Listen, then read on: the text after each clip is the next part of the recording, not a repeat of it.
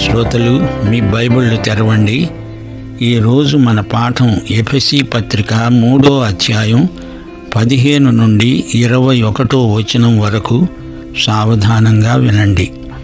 ఇదంతా పౌలు చేసిన ప్రార్థన. మీరు అంతరంగ పురుషుని యందు శక్తి కలిగి ఆయన ఆత్మ వలన బలపరచబడినట్లుగా క్రీస్తు మీ హృదయములలో విశ్వాసము ద్వారా నివసించేటట్లుగా తన మహిమైశ్వర్యము చొప్పున మీకు దయచేయాలని, మీరు దేవుని సంపూర్ణత యందు పూర్ణులయ్యేటట్లు ప్రేమయందు వేరుపారి స్థిరపడి సమస్త పరిశుద్ధులతో కూడా దాని వెడల్పు, పొడవు, లోతు, ఎత్తు ఎంతో గ్రహించుకోవటానికి, జ్ఞానమునకు మించిన క్రీస్తు ప్రేమను తెలుసుకోవటానికి తగిన శక్తి గలవారు కావాలని ప్రార్థిస్తున్నాను.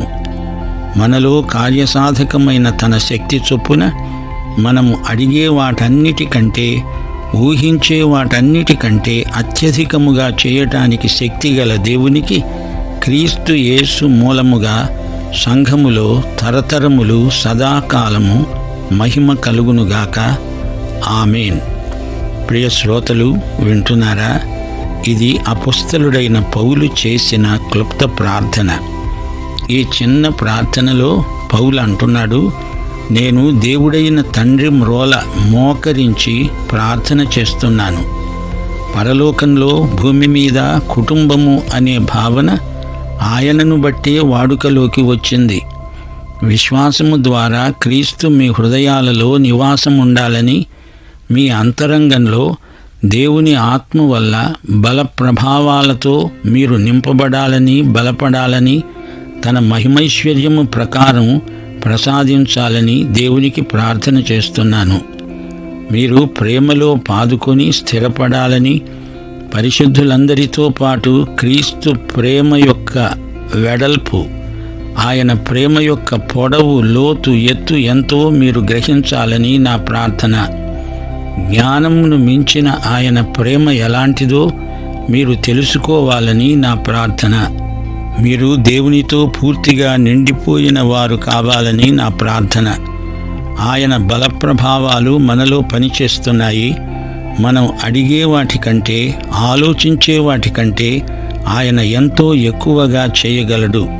సంఘమందు, క్రీస్తు యేసునందు తరతరాలకు యుగయుగాలకు మహిమ కలుగునుగాక. ఇది పౌలు చేసిన గొప్ప ప్రార్థన.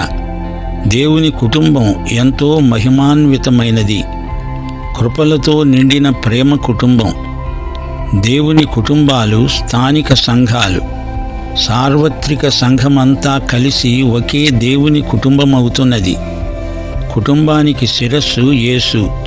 కుటుంబం తండ్రిని బట్టే కుటుంబమని పిలువబడుతోంది. కుటుంబ భావన మాతృక దేవుడే. ఈ సార్వత్రిక సంఘంలో అందరూ పరిశుద్ధులు. పరిశుద్ధత యేసు రక్తం వల్ల కలిగింది. ఏదో ఒక శాఖకు దేవుని కుటుంబం పరిమితం కాదు. దేవుని కుటుంబానికి నిత్యత్వ పరిమాణం ఉంది. సంఘం ఉనికిలోకి రాకముందు దేవుడు రక్షించిన వారు, సంఘం ఎత్తబడిన తరువాత రక్షించబడబోయేవారు అందరూ కలిసి దేవుని కుటుంబం. తండ్రి అయిన దేవుణ్ణి బట్టే ఇది దేవుని కుటుంబం అనబడుతోంది. ఆ దేవుని ఎదుట నేను మోకరిల్లుతున్నాను, మీ అందరి కోసం ప్రార్థన చేస్తున్నాను అంటున్నాడు పౌలు. దేవుని మహిమైశ్వర్యమును దృష్టిలో ఉంచుకొని ప్రార్థిస్తున్నాడు.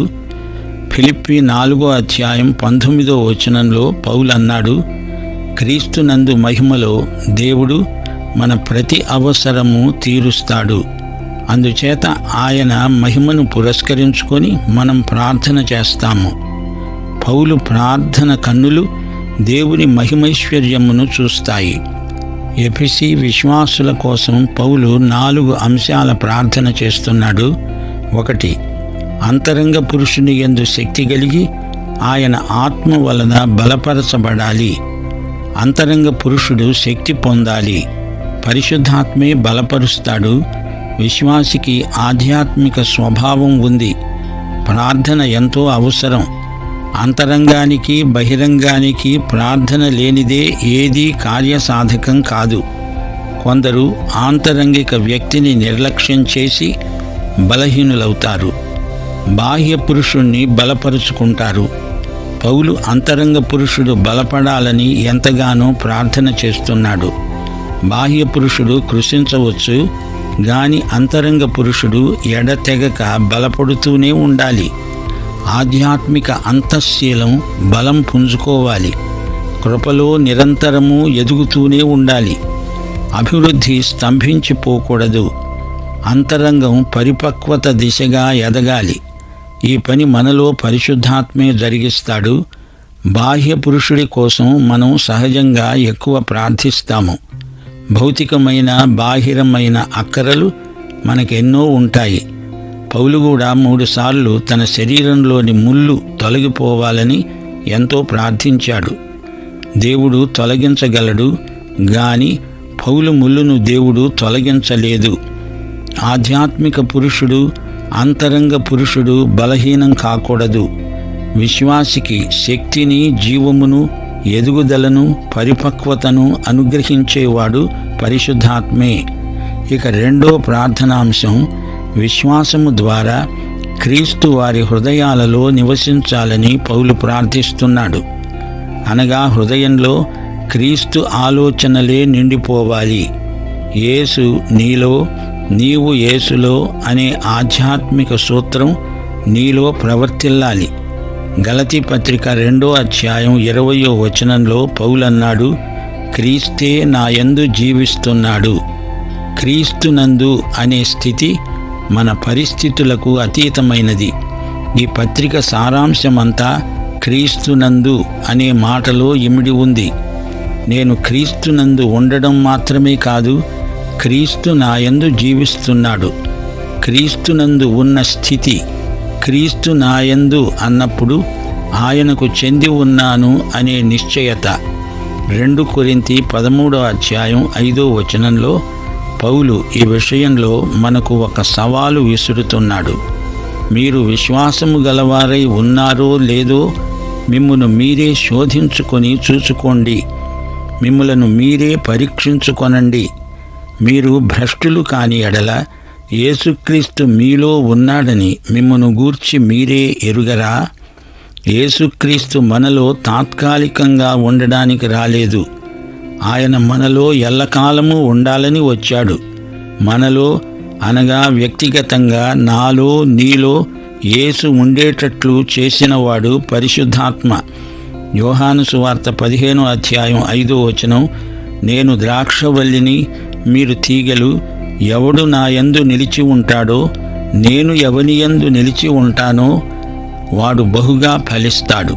నాకు వేరుగా ఉండి మీరేమీ చెయ్యలేరు. ఇక 3వ ప్రార్థనాంశం, మీరు ప్రేమయందు వేరుపారి స్థిరపడాలి. వేరుపారడం అనే మాట వృక్షశాస్త్రానికి సంబంధించింది. స్థిరపడాలి. మీకు స్థిరమైన ఆధారం ఉంది. దాని మీద నిశ్చలంగా నిలిచి ఉండాలి. విశ్వాసులైన పరిశుద్ధులందరికీ ఇది వర్తిస్తుంది. జ్ఞానమును మించిన క్రీస్తు ప్రేమ, దేవుని ప్రేమ, క్రీస్తు ప్రేమ వైశాల్యము అపరిమితమైనది. ఆయన ప్రేమ యొక్క ఘనపరిమాణం మితులకు అతీతమైనది. జ్ఞానమునకు, కొలతలకు మించిన దేవుని ప్రేమ. క్రీస్తునందలి దేవుని ప్రేమకు అవధులు లేవు, హద్దులు లేవు, ఎల్లలు లేవు, పొలిమేరలు లేవు. విశ్వాసి జీవితంలోని అతీతమైన ప్రేమ బాహుళ్యం. ఇది ఎంత అని ఎవరు కొలువగలరు? దీనికి ఖరీదు కట్టగల షరాబు ఎవరు? ప్రేమ వెడల్పెంత? ఆయన 2 చేతులు చాచి నిన్ను రమ్మని పిలుస్తున్నాడు. ఆయన చేతులు లోకమంతటినీ కౌగిలించుకోగలవు. యోహాను సువార్త 10వ అధ్యాయం 9వ వచనం, ప్రభు అన్నాడు, నేనే ద్వారమును. నా ద్వారా ఎవడైనా లోపల ప్రవేశించిన ఎడల వాడు రక్షించబడినవాడు. యోహాను సువార్త 6వ అధ్యాయం 37వ వచనం, నా వద్దకు వచ్చిన వాణ్ణి నేనెంత మాత్రము బయటికి తోసివేయను. ఆయన ప్రేమ పొడవు ఎంత అంటారా? జగత్తు పునాదికి ముందే దేవుని గొర్రెపిల్ల మనందరి కోసం వధించబడింది. ఈ గొర్రెపిల్ల బలి ప్రభావం యుగాంతం వరకు, ఆ తరువాత నిత్యత్వంలోకి కొనసాగుతుంది. ఈ ప్రేమ లోతెంత? యేసు శిలువ మరణమే ఈ ప్రశ్నకు జవాబు.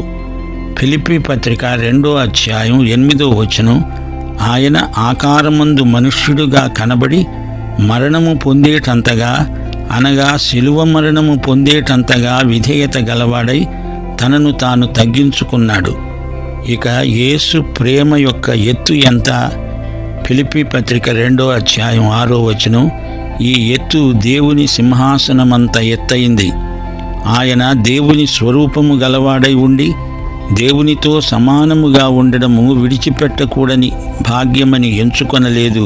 క్రీస్తు ప్రేమ యొక్క లోతుల్లోకి మనల్ని పరిశుద్ధాత్మే నడిపించగలడు. ఈ అనుభూతి సహజాతీతమైనది, మానవ బుద్ధికి జ్ఞానానికి అతీతమైనది. పరిశుద్ధాత్మే మనల్ని ఎత్తుకు లోతుకు నడిపించడానికి సిద్ధంగా ఉన్నాడు. ఇక 4వ ప్రార్థనాంశం, ఇది అనుభవాలన్నిటిలోకి పరాకాష్ఠ. మీరు దేవుని సంపూర్ణత యందు పూర్ణులవ్వాలి. క్రీస్తునందు దేవుని సంపూర్ణత ఉన్నది. క్రీస్తు ప్రేమను మనం అనుభవించిన కొలది అదే అనుపాతంలో దేవుని యొక్క, క్రీస్తు యొక్క సంపూర్ణతలో నింపబడుతూ ఉంటాము. ఈ అధ్యాయం ముగింపులో పౌలు స్తుతివాక్యం పలుకుతున్నాడు. దాని తరువాత ఆశీర్వాదం. దీనితో పౌలు ప్రార్థన ముగిసింది. క్రీస్తు యేసు మూలముగా సంఘములో తరతరములు సదాకాలము మహిమ కలుగునుగాక. ఆమేన్. ఈ సందర్భంలో పౌలు ఒక మాట అన్నాడు, మనలోని శక్తి ఎంతైనా కార్యసాధకమైనది. అడిగిన దానికంటే, ఊహించిన దానికంటే దేవుడు అత్యధికముగా చేయగలడు. మనం అడుగుతాము, ఊహిస్తాము, గాని దేవుని కార్యములు మన మనవులను, ఊహలను అధిగమించి జరుగుతాయి. ఈ పత్రికలోని సైద్ధాంతిక విభాగం ఇంతటితో ముగిసింది. దేవుడిచ్చే ఆధ్యాత్మిక వరములు, వనరులు ఊహాతీతమైనవి. మన ఊహలు సైతం ఆయన సమృద్ధిని, వాటి అంచును సైతం స్పృశించలేవు. దేవునికి స్తోత్రం. పౌలు చేసిన ప్రార్థనలో, ఆయన పలికిన మాటల్లో ఆధ్యాత్మిక పాఠాలెన్నో మనం నేర్చుకున్నాము. ఈ ప్రార్థనలో పౌలు చూచిన దర్శనం ఎంతో గంభీరమైంది. దేవుని ప్రేమను గురించిన దర్శనం, దేవుని శక్తిని గురించిన దర్శనమిది. ఎఫెసీ పత్రిక 2వ అధ్యాయం 21వ వచనంలోని పూర్తి కట్టడాన్ని చూడండి. ప్రతి కట్టడము ఆయనలో చక్కగా అమర్చబడి ప్రభువునందు పరిశుద్ధమైన దేవాలయం అవటానికి వృద్ధి పొందుతున్నది. 3వ అధ్యాయం 15వ వచనంలో పూర్తి కుటుంబాన్ని చూడండి. దేవుని సంపూర్ణత యందు మీరు పూర్ణులవ్వండి. 4వ అధ్యాయం 16వ వచనంలో పూర్తి శరీరాన్ని చూడండి. ఆయనే శిరస్సు. సర్వ శరీరము చక్కగా అమర్చబడి శరీరములోని ప్రతి అవయవము తన పరిమాణము చొప్పున పనిచేస్తోంది. ప్రతి కీలు చేత అతుకబడి ప్రేమయందు తనకు క్షేమాభివృద్ధి కలుగ చేసుకుంటుంది. దేవుని మహిమైశ్వర్య దర్శనం చూడండి. ఎఫెసీ పత్రిక 3వ అధ్యాయం నిండా అమూల్యమైన ముత్యాలున్నాయి, సేకరించుకోండి. సంకుచిత మనస్తత్వం మాని విశ్వాసులు లోతైన సత్యాలను స్వంతం చేసుకొని ఆత్మయందు బలపడాలని దేవుని చిత్తం. ఎఫెసు ప్రజలకు జ్ఞానోదయం కలగాలని పౌలు ప్రార్థించాడు. వారు దేవుని బలప్రభావాలను తెలుసుకోవాలని 1వ అధ్యాయంలో ప్రార్థించాడు. వారు క్రీస్తు ప్రేమను తెలుసుకోవాలని 3వ అధ్యాయంలో ప్రార్థిస్తున్నాడు. పరిశుద్ధాత్మ వారి అంతరంగంలో ఉండి వారికి ఆధ్యాత్మిక శక్తిని కలిగిస్తున్నాడు. వారి ఆంతరంగిక ఉజ్జీవానికి పరిశుద్ధాత్మే మూలాధారమై ఉన్నాడు. ప్రేమ అనే సుక్షేత్రంలో విశ్వాసులు బాగా వేరూని ఉండాలి. ప్రేమలో పాదుకొని స్థిరంగా నిలిచి ఉండాలి. ప్రేమ అనే గట్టి పునాదిపై వారు తమ విశ్వాస సౌధాన్ని నిర్మించుకోవాలి.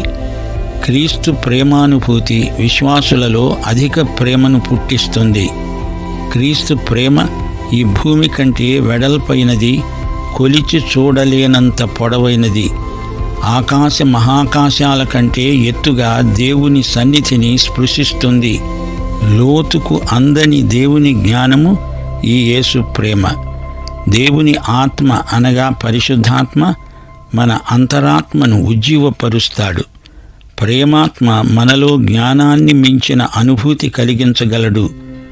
దేవుడు అపరిమితమైనవాడు, శాశ్వతుడు, మనుష్య జ్ఞానానికి అందనివాడు. అయినా విశ్వాసులు ఆయనను హృదయములోనే కలిగి ఉండి అనుభవిస్తారు. క్రీస్తు మనలో ఉండిపోవడమంటే నిండిపోవడమే. క్రీస్తుతో నిండిపోవడమంటే పరిశుద్ధాత్మతో నిండిపోవడమే. క్రీస్తు మనలో నిండిపోవాలని అడగడం గొప్ప ప్రార్థన. దీనికి జవాబు సత్వరంగా వస్తుంది. మన చిన్న హృదయాలు దేవుని సంపూర్ణతను పట్టగలవా? ఆయన సంపూర్ణతలో మునిగిపోయి సంపూర్ణులమవుతాము. విశ్వాసులు ఇంతకంటే తక్కువ దానిపై దృష్టి నిలుపకూడదు. పౌలు ఈ ప్రార్థనలో వెలిబుచ్చిన అంశాలన్నీ దేవుడు మనలో చేయగలడు, చేస్తాడు. మనం ఊహించలేనంతగా చేయగలడు. విశ్వాసులు పూర్తిగా తమ దేవునికి లోబడాలి. అన్నిటిలో ఆయనకు విధేయత చూపాలి. అలాంటి అనుభూతి మనకు దేవుని యందు సంపూర్ణ విశ్వాసాన్ని కలిగిస్తుంది. సంఘములలో లోకమంతటా ఆయనకే మహిమ కలగాలి. విశ్వాసులలో వారి అంతరంగంలో ఇదంతా చేస్తున్న దేవునికే సదాకాలము మహిమ కలుగునుగాక. ప్రియ శ్రోతలు, వింటున్నారా? పౌలు చేసిన ఈ ప్రార్థనలోని ప్రతి అంశము మన ప్రార్థనల్లో ఉండాలని దేవుడు కోరుతున్నాడు. క్రీస్తు యొక్క ప్రేమ కొలతలు తీసుకుందామంటే అది ఏ మానవునికి సాధ్యం కాదు. ఒక్కసారి ఈ విశ్వమంతటిని తిలకించండి. ఆకాశాన్ని చూడండి. అంతులేని ఆకాశ విశాలం, సముద్రాలు అంతు తెలియని లోతు. క్రీస్తు ప్రేమ వీటన్నిటికంటే గొప్పది అంటున్నాడు పౌలు. క్రీస్తు ప్రేమకు సంకేతం శిలువ. శిలువ ఎత్తు, లోతు, కుడివైపు ఎడమవైపు 2 చేతులు, అవి ఎంతో దూరం పొడిగించబడినట్లు పౌలుకు కనబడి ఉండవచ్చు. పైన దేవదూతలను, కింద అధోలోకంలో ఉన్న దురాత్మలను సైతం తాకుతోంది యేసు ప్రేమ. కుడివైపున ఉన్నవారిని, ఎడమవైపున ఉన్నవారిని అందరినీ స్పృశిస్తుంది యేసు ప్రేమ. దానికి సంకేతమైన శిలువ. ఆయన ప్రేమ వెడల్పు ఎంతో అనూహ్యం. దేవుని ప్రేమ యేసు శిలువ మరణమంత బలమైంది. ఈ రోజు వరకు కూడా ఆయన మనందరి కోసం విజ్ఞాపన చేసే శాశ్వత ప్రధాన యాజకుడు.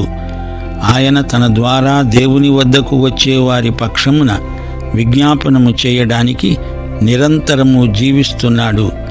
గనుక వారిని సంపూర్ణముగా రక్షించడానికి శక్తిమంతుడై ఉన్నాడు. క్రీస్తు ప్రేమ స్పృశించని మానవతా విభాగమంటూ ఉండదు. ఈ ప్రేమను మనం ఎలా అనుభవించగలము అనే ప్రశ్నకు జవాబే ఈ ఎఫెసీ పత్రిక సందేశం. దేవుడు ప్రత్యేకించుకున్నవారు, పరిశుద్ధపరిచిన వారున్నారు. వారి ద్వారా దేవుని ప్రేమ వెల్లడి అవుతుంది. వారి నోట దేవుని ప్రేమ సందేశం వెల్లడి అవుతుంది. దేవుని బిడ్డలు ఒంటరిగా ఉండరు. దేవునితో, దేవుని ప్రజలతో సహవాసంలో ఉంటారు. పరలోకానికి ఎవరూ ఒంటరిగా వెళ్ళరు. సంఘ సహవాసంలో మనము దేవుని ప్రేమను రుచి చూస్తాము. క్రీస్తునందు, సంఘమందు దేవుడు మన పట్ల ఊహాతీతమైన, వర్ణనాతీతమైన అద్భుతాలు చేస్తాడు. ఆయనకే సదాకాలము మహిమ.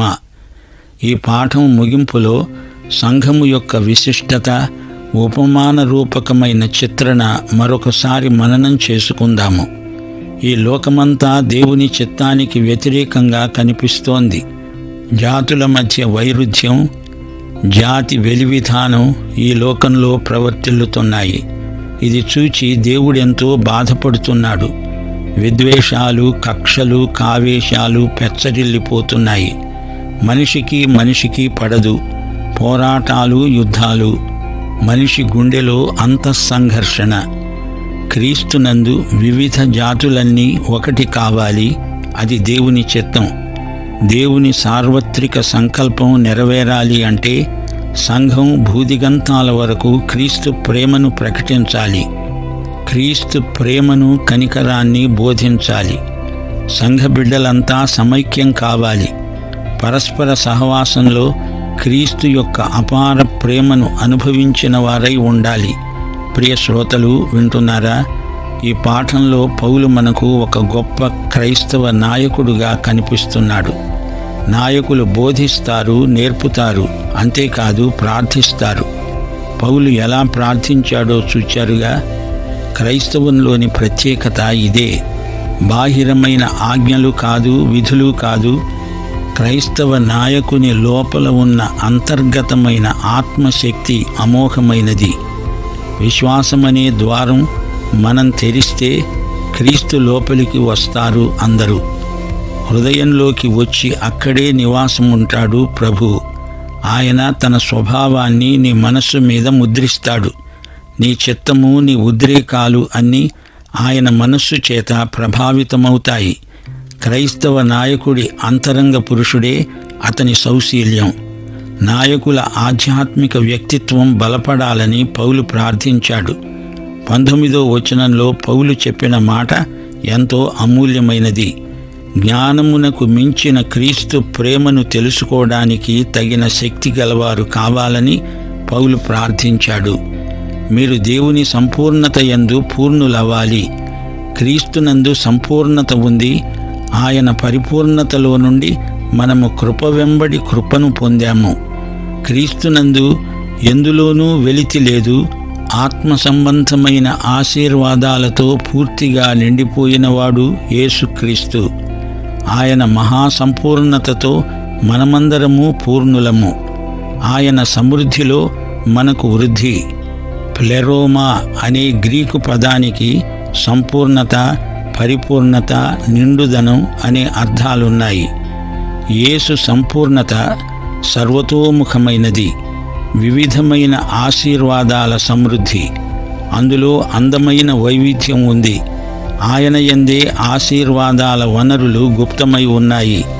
దేవుని గూర్చిన మానసిక జ్ఞానం కాదు, అనుభవ జ్ఞానం దేవుని బిడ్డల ప్రత్యేకత. ప్రియ శ్రోత, నీవు ఈ యేసుక్రీస్తును నీ స్వకీయ రక్షకుడుగా ఎరుగుదువా? ఆయన శరీరంలో నీ స్థానమేదో నీవు గుర్తించావా? అయితే ఈ పాఠం నీ కోసమే. పాఠం ఇంతటితో సమాప్తం. మన ప్రభువైన యేసుక్రీస్తు వారి దివ్య కృప, తండ్రి అయిన దేవుని ప్రేమ, పరిశుద్ధాత్మ యొక్క అన్యోన్య సహవాసము మనకు సదాకాలము తోడై ఉండునుగాక. ఆమేన్.